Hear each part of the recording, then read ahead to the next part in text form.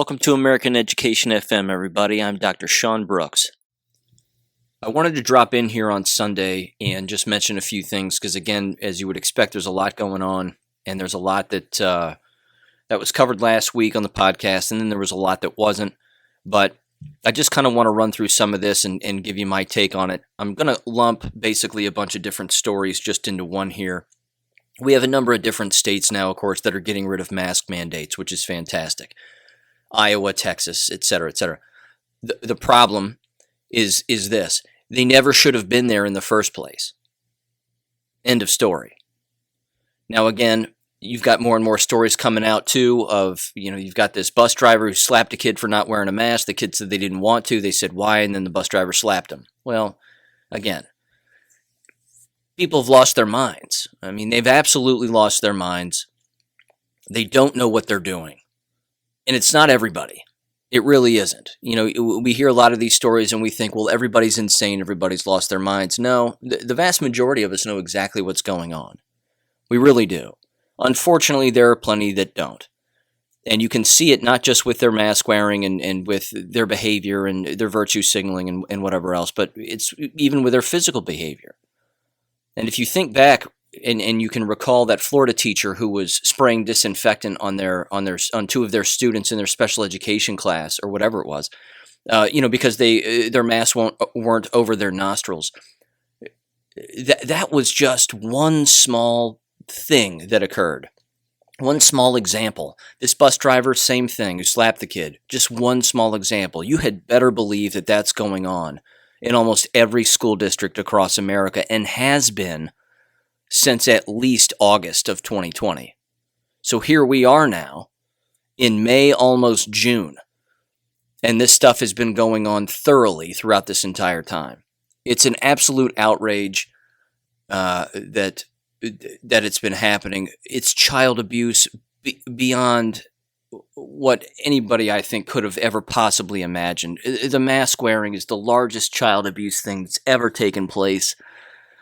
And it really is just very overwhelming. But that's, again, it's a good thing that these states are lifting these mask mandates for school. But don't think for a minute that there aren't going to be holdouts. Because there will be holdouts even in those states.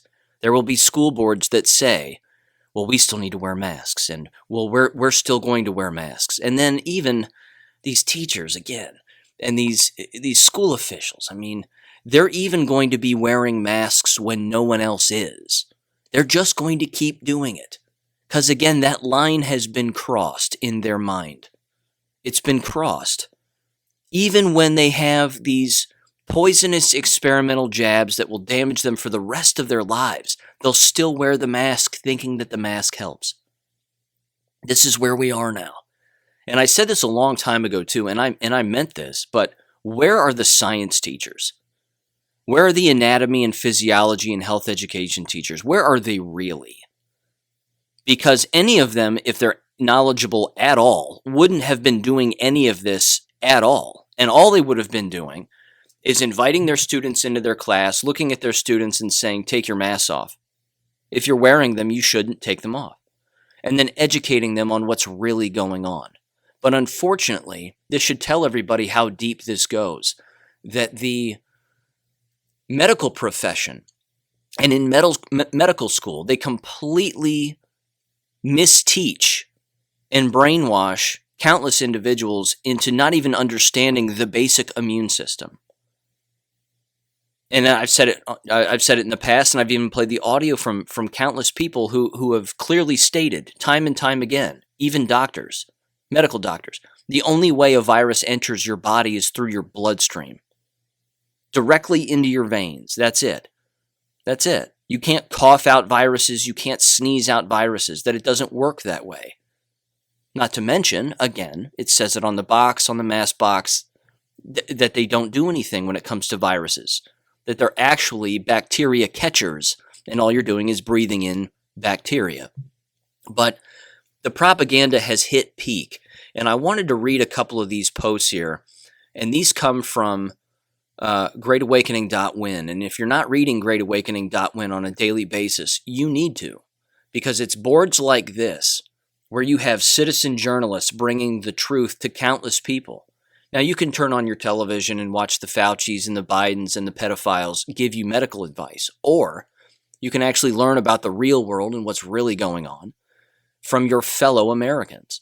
And many of them, I might add, who post on here are doctors, lawyers, parents, countless individuals who work in all kinds of professions. And one of them, as you're going to hear in a minute, is a bus driver of a school. So here's this post, and it's just amazing. I'm just going to read it. It's titled, "Based Kids on My Bus After Finding Out They Were Having a quote-unquote vax fair at the high school today. Quote, we're not stupid Democrats. I'm so proud." So the post reads like this, quote, "I drive a school bus. Love my kids. Today in my high school run, as I pull in, there are signs and balloons all over advertising that today was vax fair for COVID-19. I almost fell out of my seat.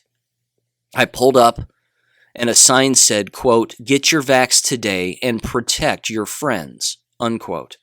I stopped and pointed at it and said, please don't do what the sign says. I only have 7 kids on this run. They looked at the sign, then at each other and said, quote, don't worry, we're not stupid Democrats, we're not brainwashed. Breathing a sigh of relief, I opened the door. I just smiled the rest of the day knowing that young people are pretty based and smart. They know what's up, and that's comforting to this bus driver.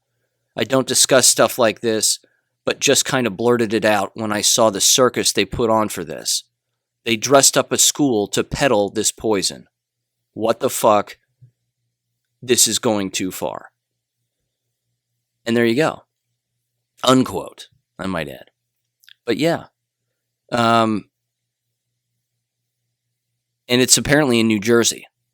So you can read more in the comments on that. But again, this kind of stuff is just awful. And again, when I taught school, I was always against the blood vans and the blood buses that would show up, and students would just start donating blood. And then they'd come back to my class and they would look like zombies. They would look like just wasted away zombies. They had no color in their face. They're practically passing out. It was awful. It was absolutely awful. Well, you did your good deed because you gave a bunch of blood. No. And now, speaking of the blood donations, I don't know if you're aware of this or not, but there are countless doctors that are saying not only don't get the shots, but now if you have had the shots, you can't donate blood because you've got those spike proteins in your bloodstream. And those aren't supposed to be in anybody. But now they're in people's bloodstreams who have taken the jabs, and now those individuals shouldn't be donating blood at all. So it raises another serious medical question as to whether or not the blood is being tested for these spike proteins that people are putting in themselves willfully, and it just blows me away. Here's another one, another post here, and it's titled, Sister's Email to Principal of School After Teacher Told Her Daughter That, quote, her parents don't make the rules, unquote. These teachers are some of the worst criminals, in my opinion, wolves in sheep's clothing. I'm not going to read the email because it's kind of badly written, but the point is they basically say, who are you to tell these students that parents don't know any better and that parents don't make the rules? See, this right here, again, is that crossover. It's sort of that psychological leap that gets made with some individuals in power when they're around minors, is they actually believe that they are in charge of the entire minor from cradle to grave. That it's their responsibility to teach them everything and that the parent needs to just take a back seat. One of the worst things that I've ever heard teachers say is when they say parents don't know how to teach their children. And they'll say that. And there are lots of them that actually believe that. They actually believe that there's no way that parents are capable of teaching their own children anything, let alone a quote-unquote school-age subject. It's an abomination that someone would actually think that, because it's actually the parent of the job to know way more than the school teacher. That's their job. As a parent and as the person who's legally responsible for the life and well-being of those of a child or multiple children. If you have multiple children, I mean, that's the role and responsibility of the parent. The fact that I even have to say that is strange, but there are countless parents that don't know that. Agreed. And unfortunately, there are lots of principals and school teachers who believe that they are in fact the parent of their students. See, administrators don't have students, so they shouldn't even be calling them their students. They shouldn't even be calling them their kids, quote unquote, because they aren't. They aren't either of those things. The job of the teacher, as I've said in the past on countless occasions, is that they have students, and they don't have kids. They might have their own children that they gave birth to or were responsible for raising, but their students are not their kids. So again, they too have no business using the word kids when they're referencing their own students. It's a leap. It's an unprofessional leap that gets made, but again, that verbiage that gets used is tossed in there by Marxists on purpose to trick teachers into tricking even college professors that their students are their kids. No, that's just not how it works. Government is not the parent, and children are not government's kids. Now here's another post that's interesting, and this again has to do with the control of school boards and the misinformation and the censorship and a number of other things, because again, the censorship piece of what's been going on is also massive. So this one is titled, "Keeping Children Masked is About Control. They own your children. They own your freedom. They are mocking you. What are you going to do about it? Will you continue to tread lightly around the delicate normies?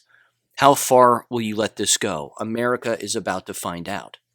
And there are two comments below this. The first one says this, quote, "I stood up to our school board member on Monday with several other parents.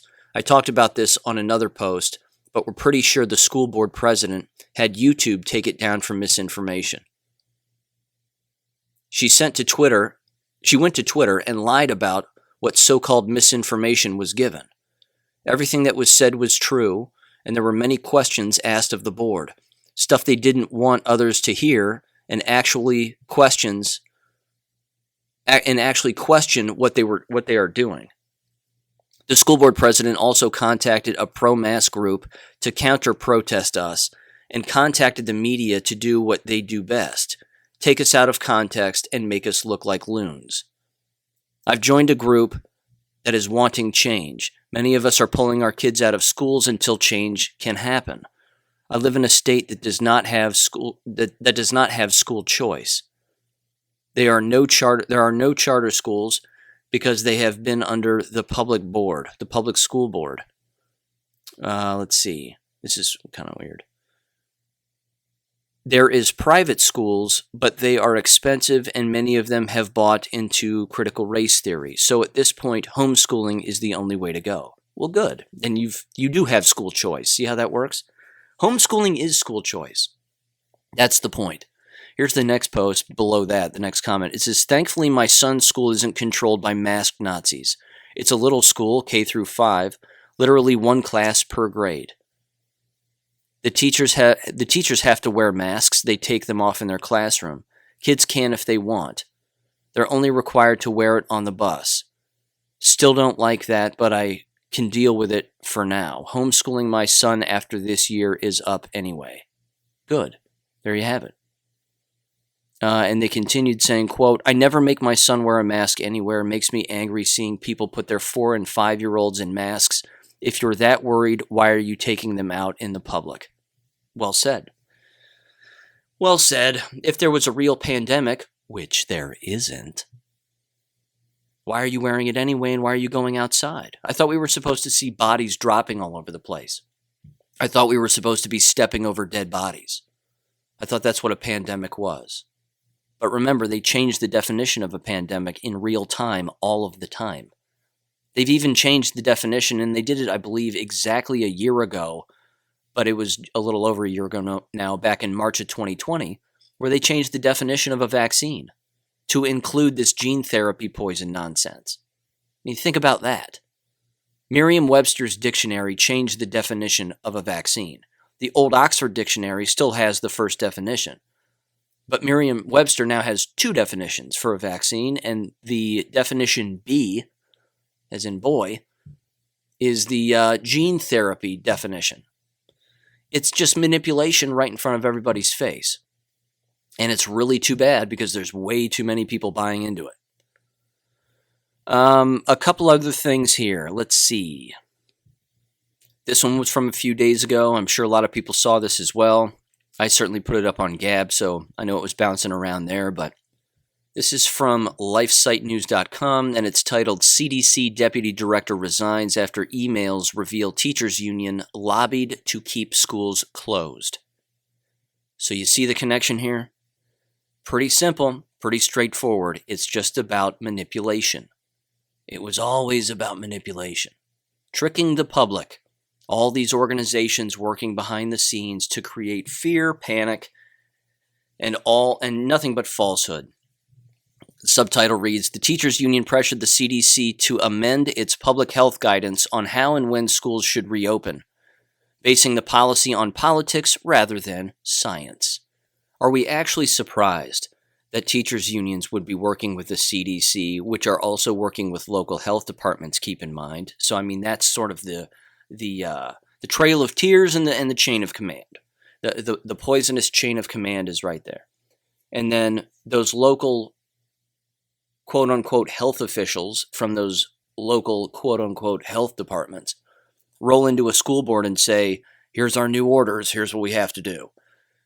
And they just willfully do it. That means that people aren't operating individually. They're operating collectively to control the individual. This is totalitarianism, 100%. That's the definition of totalitarianism. In fact, that brings me to this next thing I wanted to mention. It's a perfect segue, actually. There's an actual study. This comes from unitynewsnetwork.co.uk. And it's titled, "The Use of Fear to Control Behavior in the COVID Crisis Was Totalitarian. Scientist Group Admits." This too was a few days ago, and it says this. Members of the scientific pandemic, quote, influenza group on behavior have expressed regret about unethical methods used to control behavior in COVID crisis and admitted that they should have been considered totalitarian. Scientists on a committee that encouraged the use of fear to control people's behavior during the COVID pandemic have admitted its work was unethical and totalitarian. They're admitting that they're criminals. It continues, quote, I'm just shocked. I mean, they're clearly panicking because they can feel the rope tightening around their neck a little bit now. And I'm all for these Nuremberg trials. I mean, we've got 10,000 doctors and over 1,000 lawyers working on a Nuremberg 2.0. And yet people keep getting these jabs. I just don't get it. They're brainwashed. Okay.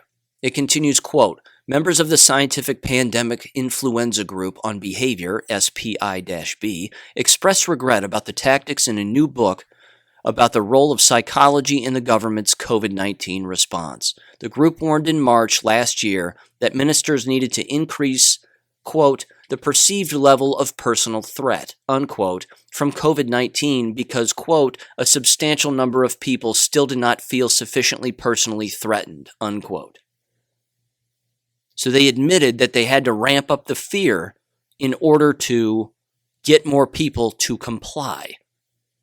Now, for those of us that have never worn a mask and will never take a poisonous jab, didn't work on me.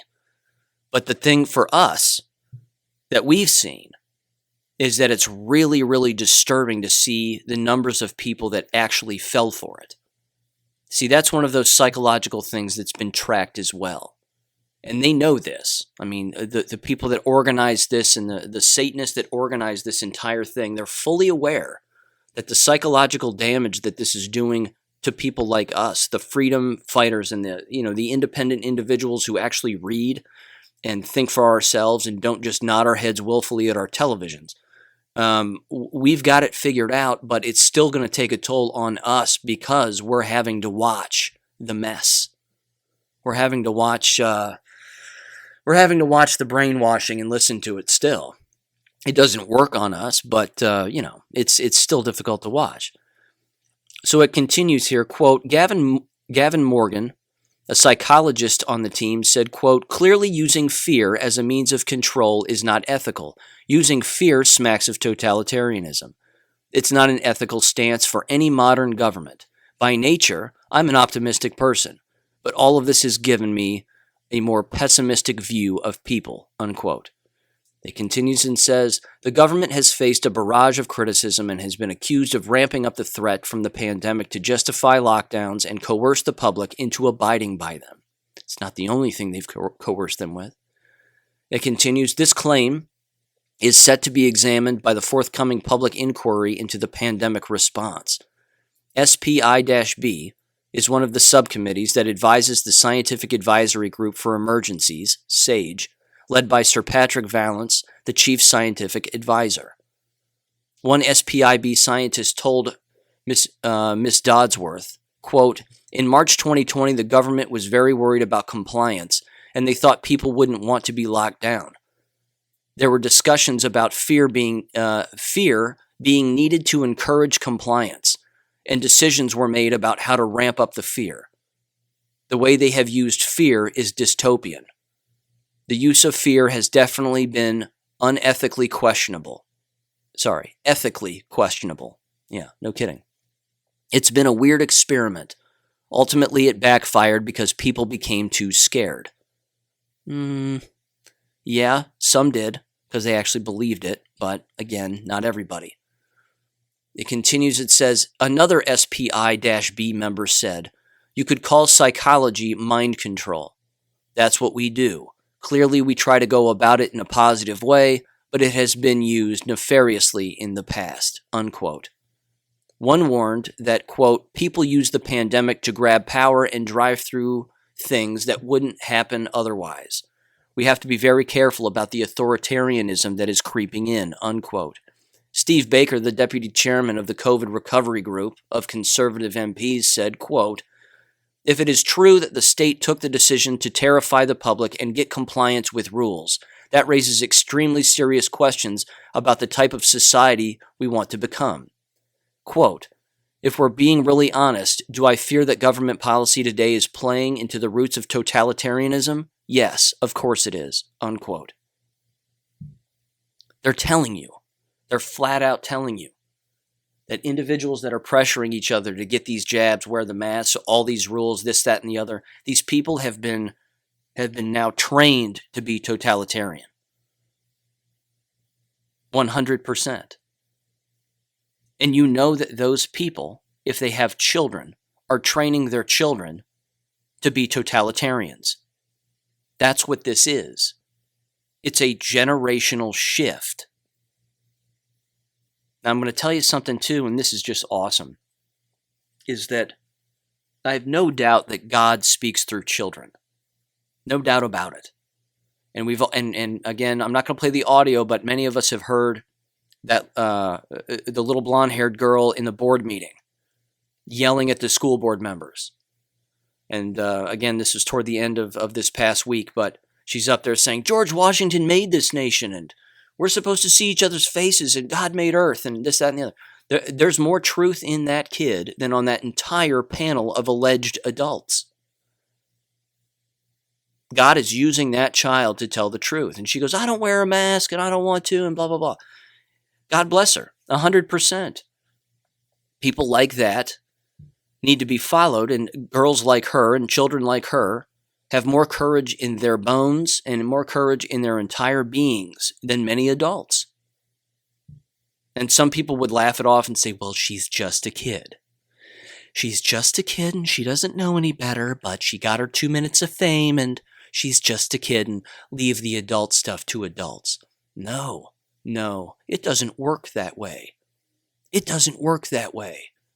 If you have a bus driver who is smarter than the people who work in the building who are pushing these drugs on kids, and I've said that 1,000 times before, isn't it ironic that in school we were taught the scientific method, hypothesis questioning things, arriving at conclusions, and if we don't arrive at all of particular conclusions, then we have to re-ask questions and reinvestigate and redo research. That's the scientific method. Funny how that's gone out the window. And isn't it funny how schools taught us when we were younger to not take drugs and to not fall for peer pressure. Look how many people that education didn't work on. And notice now how many schools are participating in it, like the earlier post that I just read. I mean, my God. So this business of children don't know what adults know, I would argue the opposite. There are countless children who know far more than adults. There are countless children who are far less evil. And God knows that. That little girl didn't have anything written down. That was all coming straight from her heart and straight from her mind and straight from her gut. Well, her parents probably told her to do that, and I just feel terrible for her parents, don't you? I just feel terrible for them. No, her parents are smart people. They think for themselves, they read, they arrive at logical conclusions. Anybody who criticizes that girl and her parents is a lunatic. But this entire thing has created a giant culture now where people have outed themselves in public. You can hear the brainwashed people. You can see the brainwashed people. You can see them. You can hear them. It's really alarming, but it's not all of them. It feels like it's a lot, but it's actually the vast minority. The vast minority are the ones playing the totalitarian game and jumping through the totalitarian hoops. And as I just read in that last article, they all did it on purpose. These governments and these medical agencies did it on purpose. Speaking of that, there was another post I read yesterday, which is really interesting. It's kind of funny too. But the guy goes in for a routine checkup to his doctor, and his doctor looks at him point blank and goes, "So have you gotten the COVID shot yet?" The guy looks at him and says, "No." Doctor looks back at him and says, Well, why not? Guy looks at him and he says, "I figured I'd give the doctor a couple other chances, but he wouldn't let it go, and I wasn't going to bring it up. So, he just kept bringing it up, so I just hit him over the head with the facts." And he says, "I don't take medical advice from Dr. Fauci. I don't take medical advice from Joe Biden. I don't take medical advice from murderers. I don't do that." And he says, "It's not a vaccine. It's not a vaccine by the legal definition of a vaccine." He said, "I don't take flu shots anyway, but why would I? You don't put poison in your body willfully when you're healthy. It's not how the human body is designed. It's not what we're supposed to be doing." And the doctor had nowhere to go. He said he looked at the doctor too, and he said, "It's gene therapy. It's gene therapy with horrific side effects, and countless people have died." The doctor immediately shut up, he said. He said he stopped asking him any questions whatsoever, and then it was just a lot of nervous laughter from the doctor, and then got real quiet, and then it was just pleasantries after that. It was just, "Well, okay, go ahead and fill this out, and see you next time, and everything's great." Again, that kind of stuff is happening all the time. These doctors have they've been practicing lies for the last year plus, longer than that. It's malpractice at a level that is incomprehensible and incalculable. And there have to be consequences for these people. So, okay, that was a quick little weekly wrap up here. On Monday, I'm going to have some more updates from Vanessa Hurst on what's been going on in the Nelson County School District. Wow, it's not getting better. With the things that are being revealed, it's not getting better. It's getting worse. But when you pull back the veil, that's a good thing. And it's exposing a lot of problems there. And so I'm going to dive into that at the beginning of Monday's episode. Stay tuned and talk to you then. Thank you for listening to American Education FM. Make sure and check out AmericanEducationFM.com for more information. Take care and God bless.